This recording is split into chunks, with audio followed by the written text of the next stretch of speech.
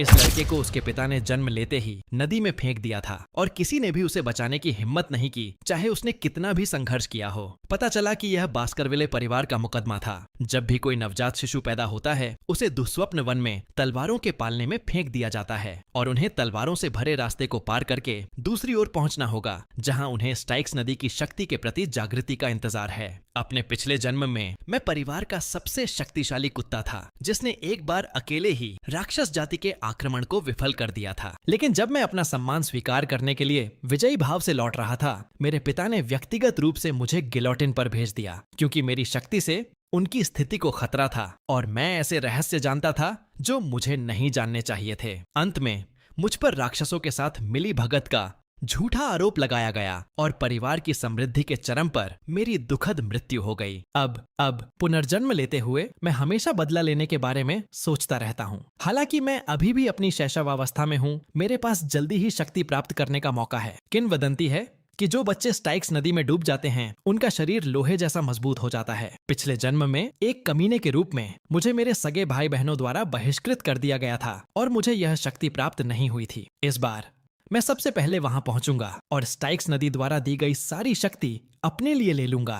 जैसे ही नदी का पानी मेरे जख्मों को भिगोएगा, मुझे कोई दर्द महसूस नहीं हुआ, बल्कि मुझे लगा जैसे मेरे शरीर में शक्ति का एक सतत प्रवाह प्रवेश कर रहा है। दूसरों से बस कुछ मिनट आगे रहने से ही इतने नाटकीय बदलाव आ गए थे। शक्ति को तेजी से अवशोषित करने के लिए मैंने स्टाइक्स नदी का पानी गटकना शुरू कर दिया। हालांकि मैं लगभग डूबने की हालत में था। जब तक मेरी चेतना बनी रही, मैं आसानी से पानी से बाहर नहीं आ पाऊंगा। 7 मिनट तेजी से बीत गए और किनारे पर मेरे पिता ने एक भयावह मुस्कान बिखेरी। ऐसा लग रहा था जैसे उसे मुझ में अपना पूर्व रूप दिखाई दे रहा हो। हालांकि उसके आसपास के सेवक बेचैन हो गए इस डर से कि कहीं मैं डूब न जाऊं। उन्होंने गुरु से आग्रह किया कि मुझे तुरंत बाहर निकाल लें। तभी मेरे पिता को एहसास हुआ कि वे सदी में एक बार आने वाली ऐसी प्रतिभा को गंवा नहीं सकते। तो उन्होंने मुझे आवाज दी कि अभी ऊपर आ जाओ। जब मैं समय पर नहीं पहुंचा तो उन्होंने तुरंत हाथ बढ़ाकर मुझे बाहर खींच लिया। यह देखकर मेरे पिता ने एक शरारती मुस्कान बिखेरी। इस बच्चे को देखो, इसके लिए स्टाइक्स नदी में रहना ही काफी नहीं था, इसने उसे भी पी लिया। उसके दांत भी आ गए हैं। आगे वह अपने ही एक और रूप को जन्मता हुआ देखेगा। लेकिन मेरा अंतिम लक्ष्य उसके जैसा नीच इंसान बनना नहीं है।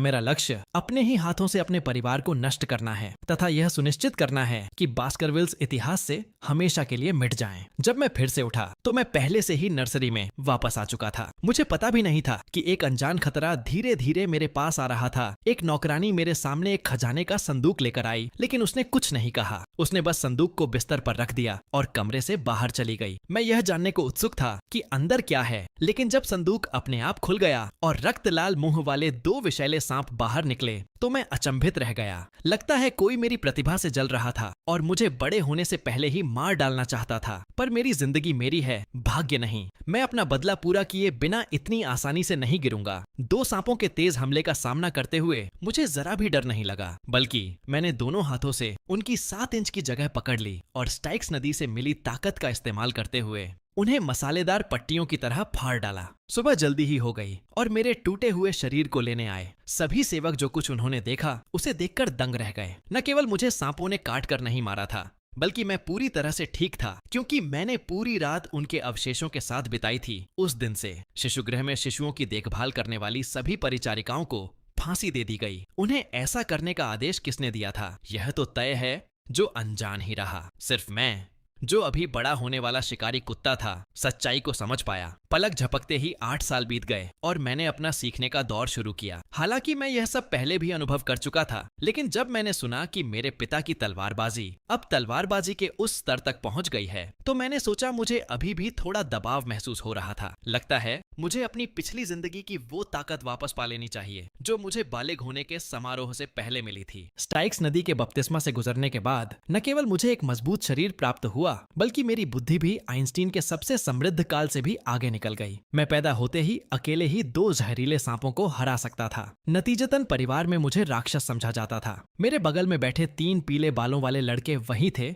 जो मुझे काफी देर से परेशान कर रहे थे। हर बार क्लास खत्म होने पर वे मुझे पीटते थे। खुद को मेरा बड़ा भाई बताते हुए मेरे पिछले जन्म की यादों के अनुसार वे बड़े होकर बास्करविल ट्राइडेंट बन गए और मेरी मौत का उनसे गहरा संबंध था। वे ही थे जिन्होंने मुझ पर राक्षसों के साथ मिलीभगत का झूठा आरोप लगाया था। मुझे एक ऐसा अपराध सौंपना जिसका आरोप मुझ पर कभी नहीं लगाया जाना चाहिए था, यह सुनिश्चित करने के लिए कि 10 साल बाद वे मेरे काम में दखलंदाजी न करें। ऐसा लग रहा था कि मैं आज इसे और नहीं चलने दूंगा। तभी हाइब्रो ने चाकू निकाला और मेरी तरफ तान दिया। उन्होंने सुना था कि मैं स्टाइक्स नदी में 7 मिनट तक रुका था और वे खुद इसका परीक्षण करना चाहते थे। फिर उन्होंने लोबोरो को बुलाया।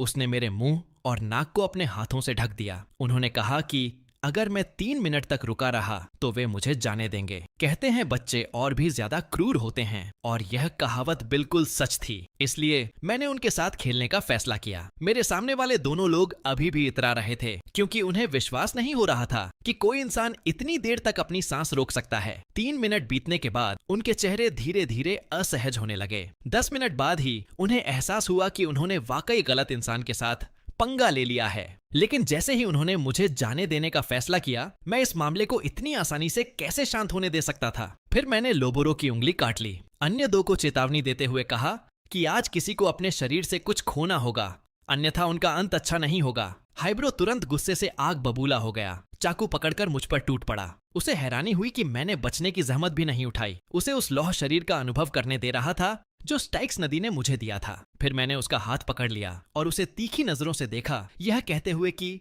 चलो देखते हैं कि तुम मुझे संभाल सकते हो या नहीं। फिर मैंने हाइबोरो के चेहरे पर एक जोरदार मुक्का मारा। यह देखकर मिडिलबरो ने अपने भाइयों के लिए जवाबी कार्रवाई करने की कोशिश की, लेकिन इससे पहले कि वह कुछ कर पाता, मेरे पैर ने उसे पहले ही झकझोर दिया था। यह देखकर कि वे तीनों प्रतिरोध करने में असमर्थ हैं, मैंने चाकू उठाया और उनके सामने फेंकते हुए कहा, मैं उदारता दिखाऊंगा और तुम में से किसी एक को तुरंत जाने दूंगा। वह कौन होगा यह आप खुद तय कर सकते हैं। उन तीनों ने एक क्रूर और अमानवीय लड़ाई शुरू करने से पहले एक दूसरे को देखा। मुझे नहीं पता कि उस दौरान क्या हुआ था, लेकिन मुझे पता था कि आने वाले दिनों में तथाकथित बास्करविले ट्राइडेंट का अस्तित्व नहीं रहेगा। कुछ ही देर बाद बटलर ने ह्यूगो को इसकी सूचना दी। शुरू में तो वह बस इतना बताना चाहता था कि मैंने सभी लिखित परीक्षाओं में प्रथम स्थान प्राप्त किया है, लेकिन जब उन्होंने 5 दिनों में होने वाली प्रायोगिक परीक्षा का जिक्र किया तो उन्हें मेरे और अन्य युवा मास्टर्स के बीच विवाद का मुद्दा उठाना पड़ा। हालांकि तीनों घायलों का इलाज हो गया और वे ठीक हो गए, लेकिन उनके मनोबल पर गहरा असर पड़ा। उस पल से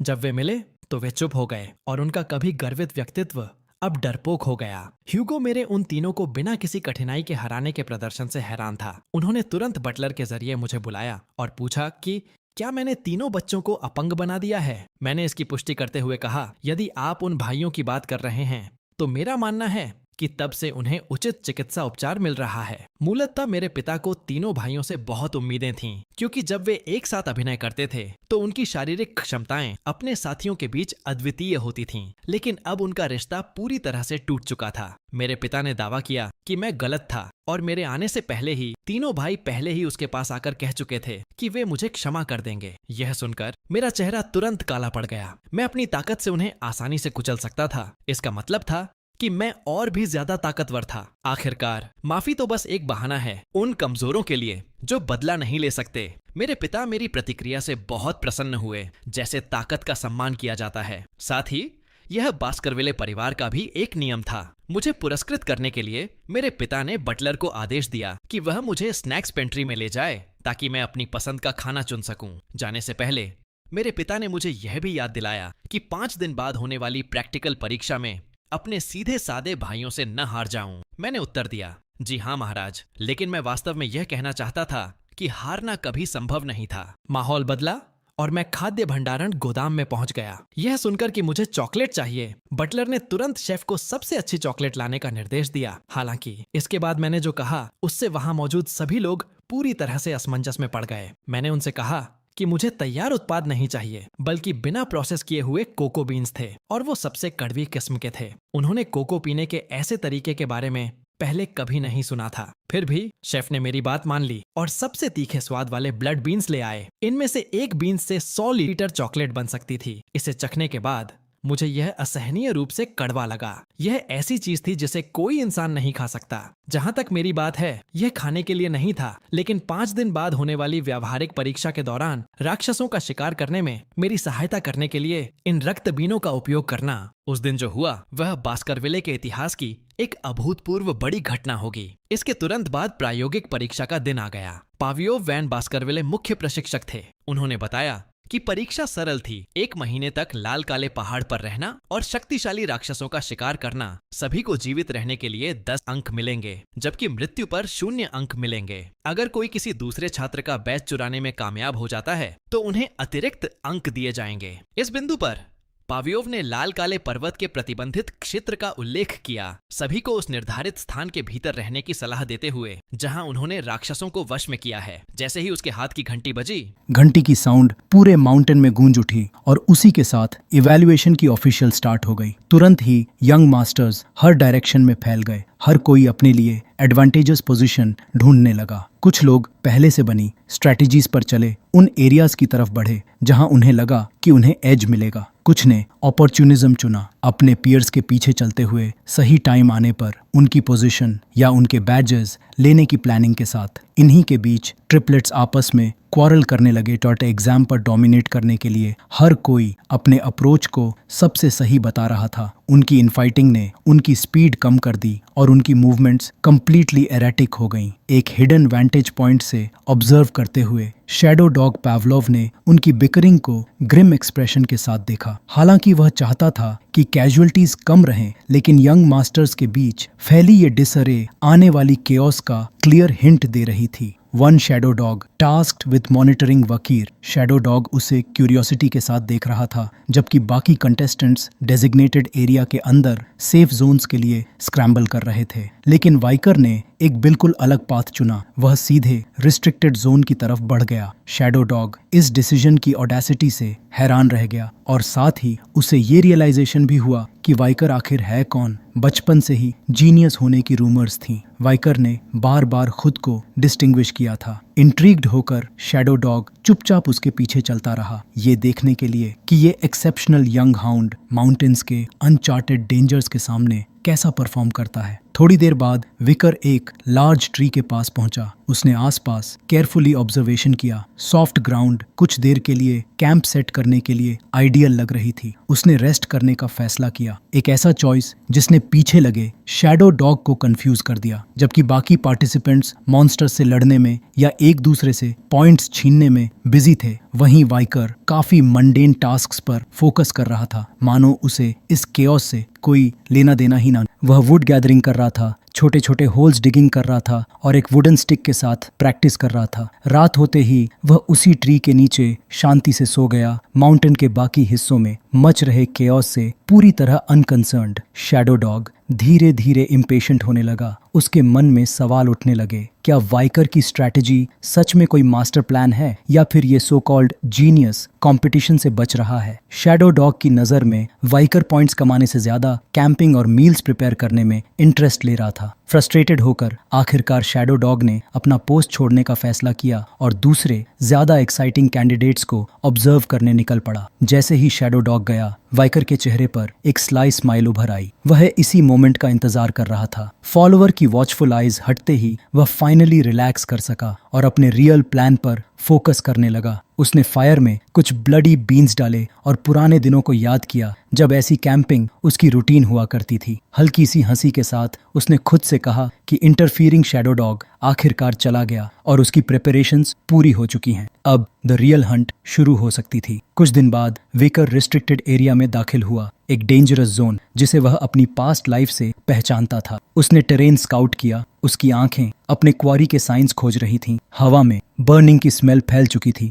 एक क्लियर साइन कि वह करीब पहुंच चुका है। जैसे जैसे वह आगे बढ़ा, उसने स्कॉर्च हुए ट्री रूट्स देखे और आखिरकार बर्निंग स्टूल। ये साइट उसके सस्पिशन को कंफर्म कर गई। उसका टारगेट कहीं आसपास ही था। उसके सामने एक हेलहाउंड खड़ा था, फ्लेम्स उगलता हुआ, एक मॉन्स्टरस बीस्ट जिसकी आंखों और मुंह से आग निकल रही थी। वह क्रीचर एक नाइटमेयर था जो शेप ले चुका हो। करीब 3M toll, sulphuric heat radiate करता हुआ उसकी फ्लेम्स किसी भी चीज को इग्नाइट कर सकती थीं और एक बार विक्टिम्स आग की चपेट में आ जाएं तो वे तब तक जलते रहते जब तक पूरी तरह ऐश में न बदल जाए। रिस्क रेटिंग B+ और सामने खड़ा था वह मॉन्स्टर जिससे लड़ना किसी भी आम कंटेस्टेंट के लिए सीधी मौत।